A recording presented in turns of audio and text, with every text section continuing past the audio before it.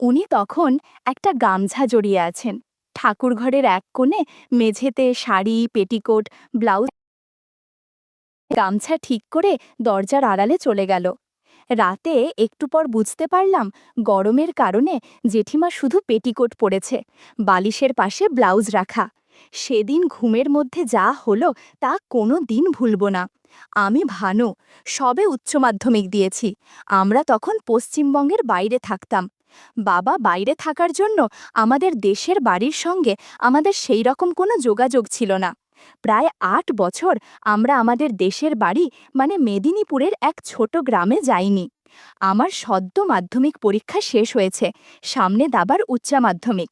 এমন সময় জ্যাঠামশাইয়ের চিঠি এলো যে আমার ছোট জ্যাঠতুতো দাদার বিয়ে। আমরা যেন সবাই দেশের বাড়ি যাই। বাবা মা নিজেরা আলোচনা করে ঠিক করলো যে আমাকে একাই পাঠাবে, কেননা আমি যথেষ্ট বড় হয়েছি। তাই একটা সোনার হার আমার হাতে দিয়ে সাবধানে রাখতে বলে বাবা আমাকে ট্রেনে চড়িয়ে দিলেন। সঙ্গে জ্যাঠাকে একটা চিঠিও দিলেন, যাতে ফেরার সময় আমাকে যেন কেউ ট্রেনে তুলে দেয়। প্রায় ঠিক সময়ে মেদিনীপুর পৌঁছে দেখি এক ভদ্রলোক আমার নাম লেখা কাগজ নিয়ে দাঁড়িয়ে আছে। বয়স প্রায় ২৮-৩০ হবে। ও বাবা, পরিচয় হবার পর জানলাম উনি আমার জাট্টুতো মেজদা। মেজদার সাথে বাসে করে গ্রামের বাড়ি যেতে যেতে অনেক কথা হলো। অনেক দিন পর গ্রামে যাচ্ছি, প্রায় কিছুই চিনি না। সেই বোধহয় ক্লাস 2 বা 3তে পড়ার সময় একবার এসেছিলাম। প্রায় ঘণ্টাখানেক বাসে যাওয়ার পর এক জায়গায় নেমে আরও প্রায় 2 কিলোমিটার হেঁটে বাড়ি পৌঁছালাম। তখন বিকাল। আমাকে দেখেই সবাই হৈ হৈ করে দেখতে ভিড় করল। আমি তো কাউকেই চিনি না।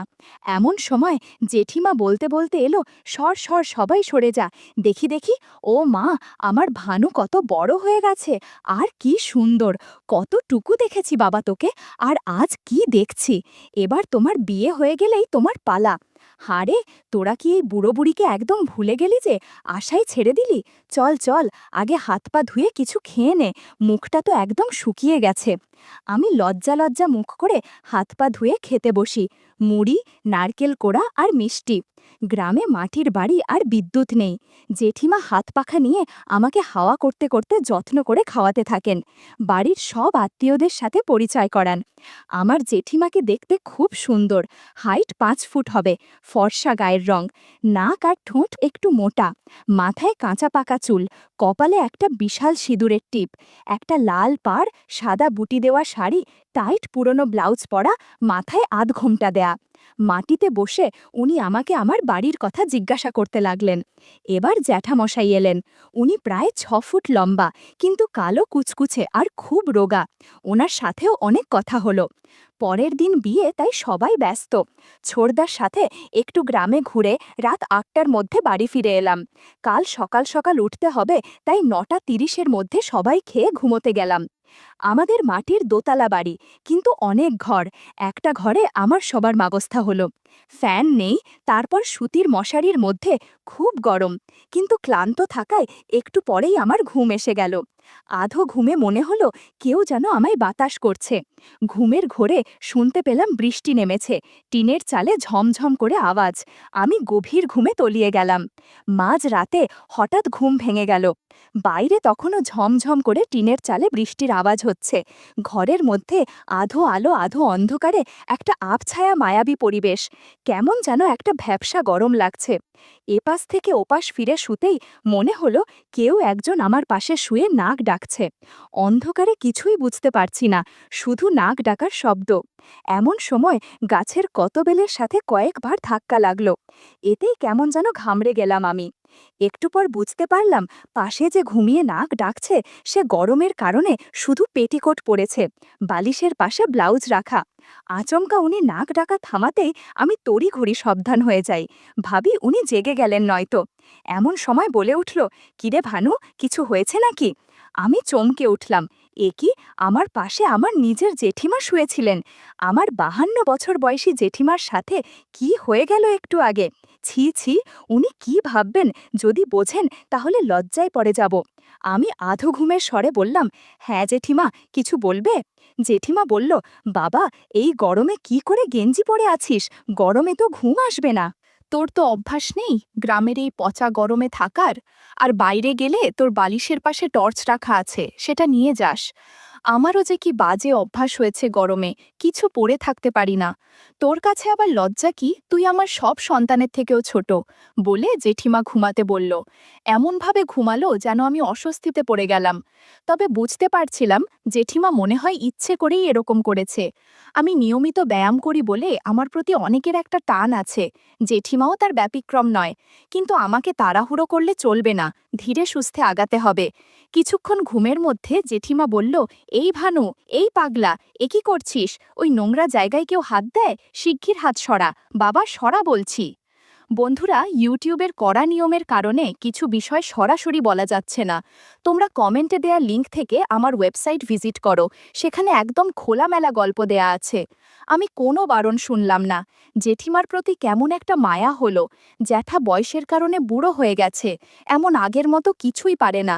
আসলে গ্রামের কালচারটাই এমন, বয়স্ক লোকের সাথে মেয়েদের বিয়ে দেয়, সংসার করে, কিন্তু মেয়েদের অনেক কিছু না পাওয়াই রয়ে যায়। যেমন আমার জেঠিমা, তার ভাব কায়দায় বুঝতে পারছিলাম সে সুখী না, তাই আমার সাথে গল্প করতে চায়। সুযোগ বুঝে আমিও গল্প করে নিলাম। একদিকে বৃষ্টি হচ্ছে, অন্যদিকে আমরা গল্প করছি। জেঠিমা বলল যে, বাবা এখন গাছের কত বেল খেয়ে নে, এরপর গুড়ের রস খাস। জেঠিমার কথায় আর না করলাম না। ঘণ্টাখানেক কেটে গেল। আমি বললাম, জেঠিমা জাদুর লাঠির আশীর্বাদের প্রসাদ খেয়ে নাও। জেঠিমা খুব যত্ন করে প্রসাদ খেলো, একটুও অপচয় করল না। এদিকে বৃষ্টি থেমে গিয়ে সারা ঘরে সূর্যের ঝকঝকে আলো আসতে শুরু করেছে। জেঠিমা বলল, ওমা, এ দেখি সকাল হয়ে গেছে, হায় ভগবান, তাড়াতাড়ি উঠে পড়ে ভানু। আমি উঠে আয়নার সামনে দাঁড়াই। ওদিকে জেঠিমা সব ঠিকঠাক করে রেডি হয়ে গেলেন। আয়নায় নিজের চেহারা দেখে অবাক হয়ে গেলাম, নাকে মুখে গুড়ের রস লেগে আছে। আয়নার আরও কাছে যেতে দেখি আমার দাড়িতে কয়েকটা বড় কোকড়ানো চুল লেগে আছে। জেঠিমা কতকাল ধরে চুল কাটে না কে জানে। গ্রামের মেয়েরা বা মহিলারা মনে হয় এত আধুনিক নয় যে সপ্তাহে সপ্তাহে চুল কাটবে। এসব ভাবতে ভাবতে নিজেকে গুছিয়ে নিলাম। অনেকক্ষণ ধরেই নিচের থেকে হইচইয়ের আওয়াজ ভেসে আসছিল। উলুয়া শঙ্খের আওয়াজ শুনে জানলা দিয়ে নিচের উঠোনে দেখি দাদার গায়ে হলুদের পর্ব চলছে। প্রচুর মহিলারা একটা বাটি থেকে বাটা হলুদ নিয়ে একে অপরকে দিচ্ছে, হাসাহাসি করছে। ছেলেরাও যোগ দিয়েছে। জেঠিমাকে দেখি স্নান করে একটা লাল ব্লাউজ আর লাল পাড়, লাল ছোট ছোট বুটি দেওয়া একটা তাঁতের শাড়ি পরেছেন। কপাল জুড়ে একটা মস্ত বড় লাল টিপ পরেছেন, আর খুব হলুদ খেলছেন। ছোড়দা সারা গায়ে হলুদ মেছে মাঝে দাঁড়িয়ে মিটমিট করে হাসছে। জেঠিমার পাড়াতুতো বান্ধবীরাও ছোড়দাকে হলুদ দিচ্ছে, আর ওনার পানে কানে ফুসফুস করে কিসব বলে আর হাহা করে হাসছে। হঠাৎ দেখি জেঠিমা বাটি থেকে একটু হলুদ নিয়ে সিঁড়ির দিকে আসছেন। বুঝলাম যে উনি দোতলায় আসছেন। সবাই ব্যস্ত ছিল হলুদ খেলতে। দেখলাম ওনার ওপরে উঠে আসা কেউ লক্ষ্য করছে না। বারান্দায় ওনার ভারী পায়ের শব্দ পাচ্ছি, থপ থপ করে আমার ঘরের দিকে আসছে। আমি দরজার আড়ালে লুকোলাম। জেঠিমা খাটের দিকে এগোলেন। সুতির মশারি ফেলাই ছিল, তাই বাইরে থেকে দেখা যাচ্ছিল না ভেতরে কে আছে। উনি ফিসফিসিয়ে ডাকলেন, এই ভানু, কোথায় গেলি? আমি আস্তে করে ওনার পেছনে গিয়ে দাঁড়ালাম। উনি চমকে উঠলেন, এই ভানু, সাত সকালে কি করছিস? দরজা পুর খোলা, কেউ দেখে ফেললে মুশকিল হয়ে যাবে। জেঠিমার কথা শুনে আমি দরজা বন্ধ করে দেই। জেঠিমা ভয়ার্থ দৃষ্টিতে আমার দিকে তাকিয়ে বলল, এই ভানু, সাত সকালে কি শুরু করলি? এখন নিচে চল বাবা, কেউ এসে গেলে সর্বনাশ হয়ে যাবে। আমি বললাম, কিছুই হবে না জেঠিমা, সারা বাড়িকে সবাই বিয়ের অনুষ্ঠানে ব্যস্ত, সবাই হোলির মতো রং দিচ্ছে, চলো আমরাও হোলির মতো রং দেই, তবে একটু ভিন্নভাবে। তুমি জানলার দিয়ে তাকিয়ে থাকো, কেউ আসলে জানাবে। জেঠিমা সামান্য ঝুঁকে আমার কথা মতো জানলার দিকে তাকিয়ে রইল। আমি হোলি খেলতে শুরু করলাম। পিচকারি দিয়ে পানি দিচ্ছিলাম। ৩০ মিনিট পর দুজনে অনেক আনন্দ করলাম। সারা ঘর এলোমেলো হয়ে গেছে, মেঝেতে জায়গায় জায়গায় পিচকারির পানি পড়ে আছে। জেঠিমা বলল, এই ভানু, এবার অনেক হয়েছে, নিচের থেকে কেউ এসে যেতে পারে আমাকে এতক্ষণ না দেখে। আমি আর জেঠিমা ঘর গুছিয়ে নিলাম। জানালা দিয়ে নিচের দিকে তাকিয়ে দেখি গায়ে হলুদ পর্ব শেষ। তাড়াতাড়ি বেরোতে হবে বলে ছেলেরা পুকুরে স্নান করতে যাবার জন্য তৈরি হচ্ছে, আর মেয়েরা বাড়ির দুটো বাথরুমে যাচ্ছে। তাকে বললাম, জেঠিমা, এখন আর কেউ ওপরে আসবে বলে মনে হয় না, কেননা সবাই স্নান করে বরযাত্রী যাবার জন্য ব্যস্ত। এখন কেউ এসে যদি তোমাকে জিজ্ঞেস করে আপনি কি করতে ওপরে এসেছিলেন, তাহলে কি জবাব দেবেন? বলে দিব স্নানের জন্য নতুন জামাকাপড় নিতে এসেছিলাম। এরপর জিভ ভেঙিয়ে বেরিয়ে নিচে যাবার আগে বললেন, তোকে পরে দেখে নেব ভানু। আমিও ধীরে ধীরে নিচের দিকে পা বাড়ালাম। বেলা প্রায় 11টা। জেঠিমা সদর দরজার দুটো পাল্লায় হাত দিয়ে সকল বরযাত্রীকে বিদায় দিচ্ছেন, সঙ্গে বর বেশি দাদাকেও। আমি পেট ব্যথার ভান করে ওপরের জানালা দিয়ে দেখছি শুধু। বরযাত্রী এবং বরের গাড়ি স্টার্ট হতেই আমি ধীর পায়ে সিঁড়ি দিয়ে নিচে নামতে থাকি। তখনও রিমঝিম করে বৃষ্টি ঝরছে। জেঠিমা অল্প ভিজে দুহাতে দরজার খিল লাগাচ্ছেন। আমি তার কাছে গিয়ে বললাম, এই জেঠিমা, নিজেকে আর বুড়ি আর কখনো বলবে না তো। আমার একদম ভালো লাগে না। আমার তোমাকেই ভালো লাগে, বুঝলে? আমি যতদিন এখানে থাকব ততদিন আমার যত্ন করবে। আমি এখানে আরও 2 দিন ছিলাম। এই 2 দিনে অনেক আনন্দ হয়ে জেঠিমার সাথে। তবে যেদিন বাড়িতে ফিরে যাব সেদিন জেঠিমা মন খারাপ করছিল। আমি ছাড়া এখন সে একা অনুভব করবে। রাতে তার ঘুম হবে না। এদিকে আমারও তার প্রতি একটা টান তৈরি হয়েছে। তবে যাওয়ার আগে জেঠিমাকে বলে এসেছিলাম, তোমার ক্ষেতের বেগুন অনেক বড়, আশা করি তোমার আর সমস্যা হবে না। বাড়ি ফিরে খুব অসহায় অবস্থায় দিন কাটছিল। এদিকে কলেজেও এখনও খোলেনি। সপ্তাহখানেক পর হঠাৎ একদিন মামা এসে হাজির। মা মামাকে আমার ছুটির কথা জানিয়ে লিখেছিল কোথাও বেড়াতে নিয়ে যেতে। দিদারও নাকি শরীর খুব খারাপ, ডাক্তার বলেছে কোথাও ঘুরতে যেতে, কিন্তু দাদু ব্যবসা ছেড়ে যাবেন না। তাই মামা আমাকে আর দিদাকে নিয়ে পুরী যাবেন ঠিক করেছেন। আমার বাবারও ছুটি নেই, তাই মামা আমাকে নিয়ে সেই দিনই কলকাতা রওনা হলেন। গমামা মায়ের থেকে অনেক ছোট। মায়ের বয়স যখন 42, তখন মামার বয়স মাত্র 26। মায়ের 16 বছর বয়সে ছোট মামা হন। আমি প্রায় বছর 5 বাদে মামার বাড়ি গেলাম। সবার সাথে পরিচয় হতে হতে অনেক সময় কেটে গেল। সন্ধ্যা হতে শুরু করেছে। বাড়ির ভেতরে গরম বলে বাইরে পূব দিকের পুকুর পাড়ে দাঁড়িয়ে হাওয়া খাচ্ছিলাম। এমন সময় বিল্টুর সাথে দেখা।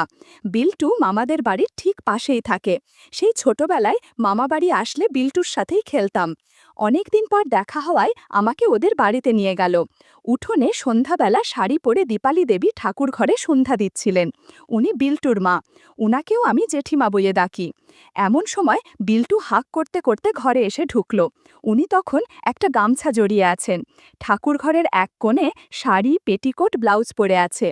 এমনিতে উনি খুব ভক্তিমতী মহিলা। ঠাকুর পূজা না করে উনি জল গ্রহণ করেন না।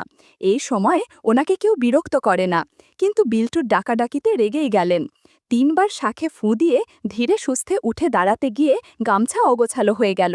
ষষ্ঠ ইন্দ্রিয়ের বশে দরজার দিকে তাকাতেই অস্বস্তিতে পড়ে গেলাম।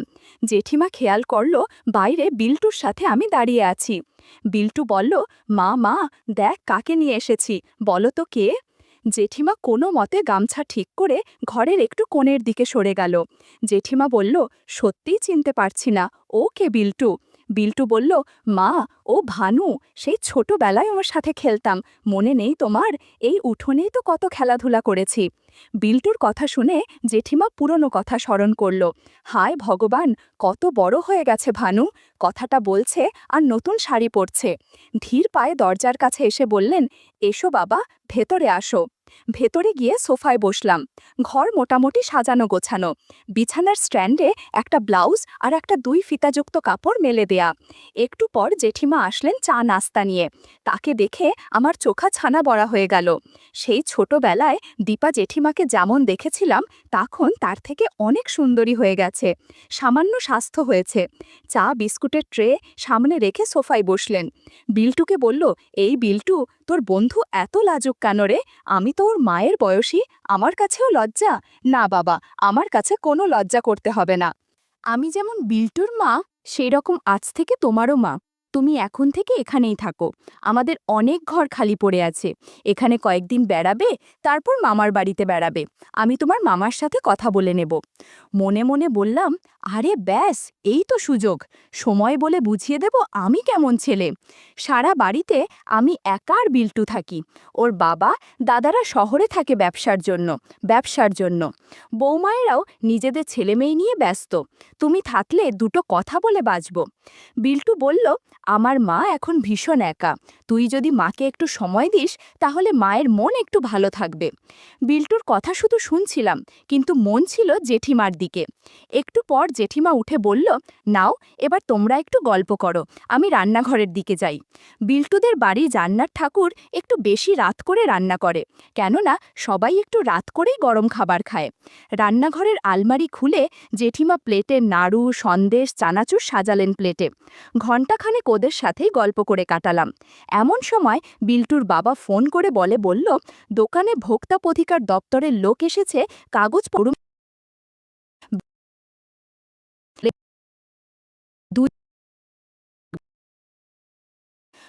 জেঠির ডাক শুনে একতলায় নেমে দেখি ঘরের দরজা বন্ধ।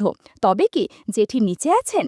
নামার আগে দরজার ফাঁকে চোখ দিতেই বিপদ ঘনিয়ে এলো। স্নান সেরে দাঁড়িয়ে আছে, কেমন যেন অনুভূতি হচ্ছিল। বন্ধুরা, এই ইউটিউবের কড়া নিয়মকানুনের জন্য কিছু ঘটনা সরাসরি বলা যাচ্ছে না। তোমরা কমেন্টে দেয়া লিঙ্ক থেকে আমার ওয়েবসাইট ভিজিট করো, সেখানে একদম খোলামেলা গল্প দেয়া আছে। সেই সময় জেঠিমা দরজা খুলে বলল, বাবা শোনো, জামাটা থাদে মেলে দিয়ে এসো। এই বলে আমার পাশ দিয়ে যাবার সময় বুঝতে পারলাম জেঠিমা শ্যাম্পু করেছে। দারুণ লাগছিল জেঠিমাকে। আমি জামা কাপড়ের বালতি হাতে নিয়ে সিঁড়ি ধরে উঠতে উঠতে ভাবলাম, না, এভাবে আর সময় নষ্ট করা যাবে না। আমি জামা কাপড় ছাদে মেলে দিচ্ছিলাম আর একটু আগের ঘটে যাওয়া ঘটনা স্মরণ করছিলাম। জামা কাপড় মেলে দিয়ে জেঠিমার ঘরের দিকে পা বাড়ালাম।